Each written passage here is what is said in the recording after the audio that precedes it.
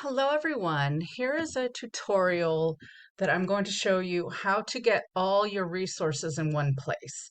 So for the ebook discussion, you needed two ebooks. For this week, you need two peer-reviewed scholarly articles, two magazines, and one newspaper. So we're going to get all that from one search. So I'm here on the library's homepage, and I'm going to type in my search string. I typed in social media and body image. I can refine it and make it more narrow by adding a specific group like teenagers, middle school students, maybe just women or just men. But for right now, I'm going to leave it open. And as you can see, right up here is the one search box. If you want multiple search boxes, like I showed you in the ebook tutorial, you can click Advanced Search and more boxes come up. And then you have your Boolean operators over here, and you can add as many lines as you'd like. But you can also just type in your Boolean operators in the basic search field, like I did right here. So over here, you can see when you do the drop-down menu, you have articles, books, and more. Here's the ebooks and resources, articles only, and then you have your print options. I'm going to leave it here and then go over here to the left-hand side and start filtering. First, I'm going to click online because I'm going to be looking for ebooks and I don't want any print books to come up. Then I'm going to go down here to where it says resource type, and I'm going to click show more, and I'm going to click on books. And then I'm going to go down here where it says publication date, and I'm going to change that to 2010 to 2020 and click refine. And I get 87 results that come up. So I'm going to start with this book right here, Positive Body Image. I'm going to click on that. And I'm going to read a little bit about the summary right here. And that looks really good. So I'm going to click where it says full text availability. And as you can see right here, you can just read it online. You could download it. You can get the permalink right here. Just copy and paste that. You can do the citation right here. Make sure it's an MLA. In week 6, I'm going to show you how to correct the citations. And then here's the description and table of contents. So this ebook looks really good. So I'm going to keep this one, and then I just need to find one more. I did want to show you back on this initial OneSearch page. A lot of people get the permalink from here.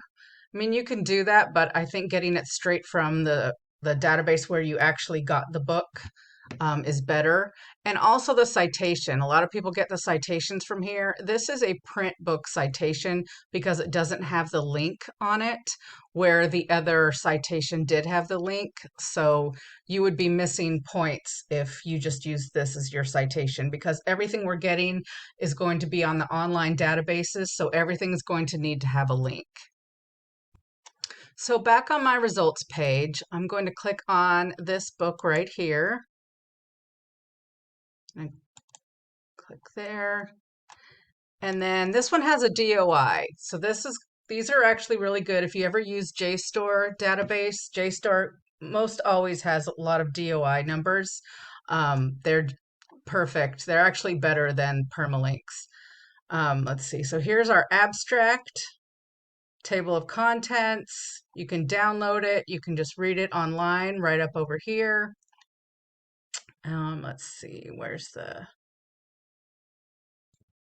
And then here's the citation right here.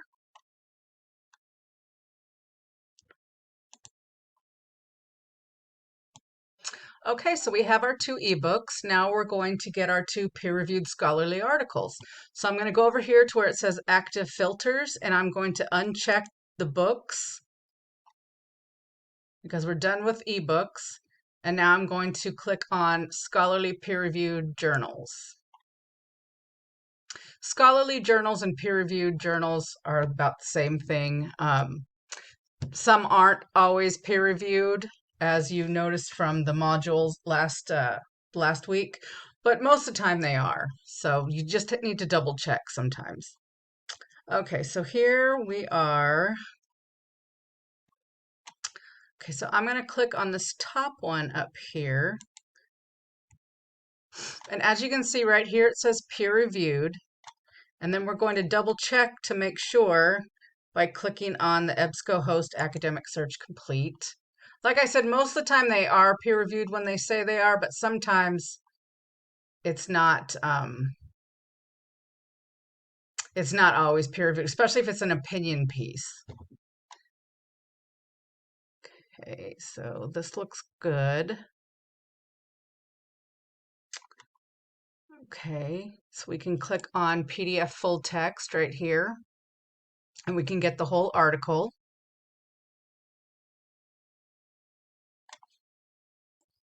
And so this one is a peer-reviewed article. Let's see, you can tell. A lot of times you look at the references, and you can just look at if they've done any studies. This one's actually very short for a peer-reviewed article. Most of the time they're a lot longer, but you could still use this one. And you would go over here to the right-hand side where it says permalink, and you would copy and paste the permalink from up there. You can get the citation right there. Go down to MLA, and there you are. And we have one peer-reviewed article. Now we need to find another one. So back on the results page, I'm going to click on this one right here. I'm going to go to ProQuest. And let's see, here's the abstract. Peer-reviewed articles usually have research involved, which is usually why they're much longer. And they talk about what methodologies they use. This one, it looks a little bit buried in here, but a lot of times they'll have graphs and statistics and all kinds of research throughout the whole resource. So you can always tell when you're looking at a peer review because they're usually much longer, more in depth, and they're a lot harder to read than magazines, as I always tell my students. So let's see, over here we would cite it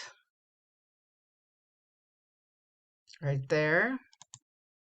And then I think the permalink is here.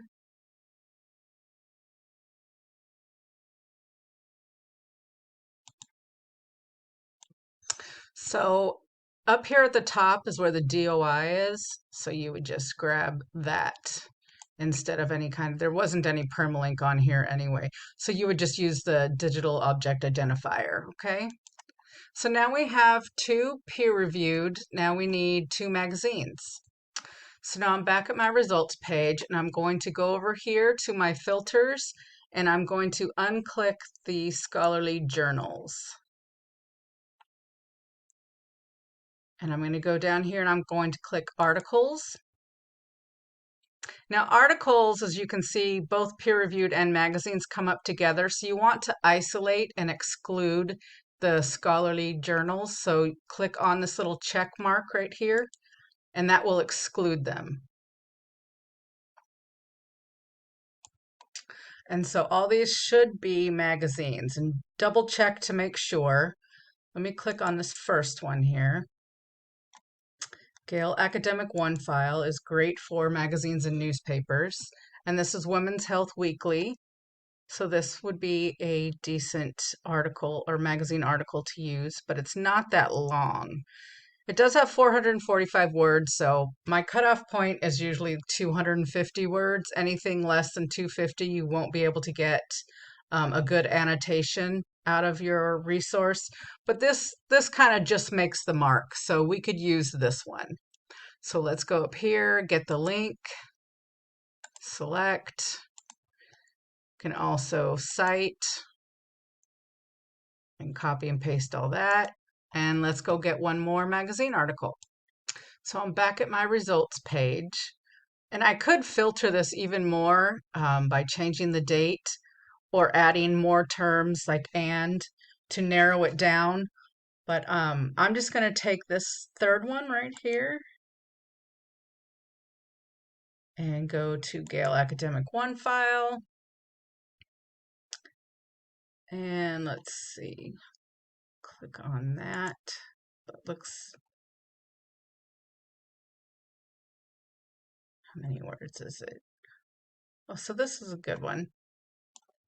So this is a very good resource. I did double check to make sure it was a magazine by clicking on here because it was so long. I thought, well, maybe it might not be, but there it is right there. It says Format Magazine Journal. So I would just go up here. If I wanted to keep this one, do the permalink, get the citation, and then all I need now is my newspaper. So I'm back on the results page. I'm going to go over here to the left-hand side and uncheck articles, uncheck the scholarly journals, and I'm going to scroll down to where it says newspapers.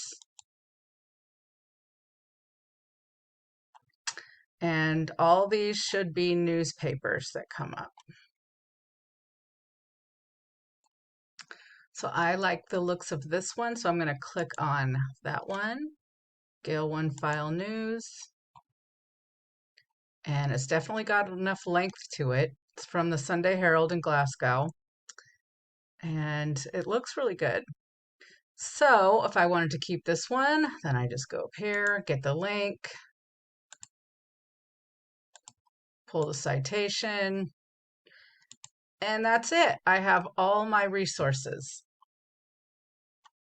Now, I know that was kind of long. It's about 12 minutes that it took me, but I got all of my resources and I could finish the assignments for the discussion and for my scholarly, my magazine and newspaper resources as well. And so it doesn't take that much once you learn how to refine, once you can put in a good search string and then just keep refining your results, you can get everything from this database. I'm going to show you some other tutorials as well where you can get your scholarly, your magazine, and your newspapers. But this is the only one where you could get ebooks and your scholarly and your magazine and your newspapers. So this is a really good one to use once you know how to use your limiters. Okay, so if anybody has any question, feel free to email me. Okay, and have a great, great week.